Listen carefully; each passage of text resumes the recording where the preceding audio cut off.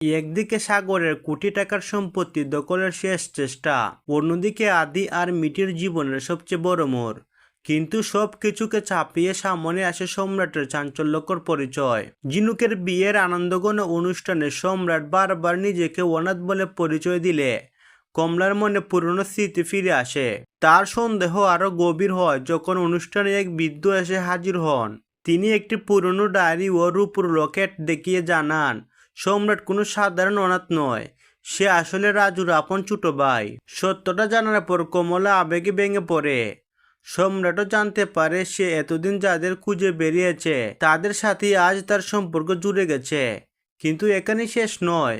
বৃদ্ধ আরও জানান রাজু ও সম্রাটের জীবনের এই করুণ পরিণতির পেছনে রয়েছে এক পুরনো ষড়যন্ত্র।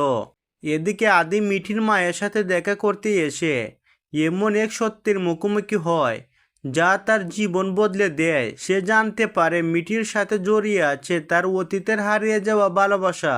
সম্রাটের আসল পরিচয় প্রকাশ পাওয়ার পর সানি ও তার মায়ের সব পরিকল্পনা ভেস্তে যেতে শুরু করে।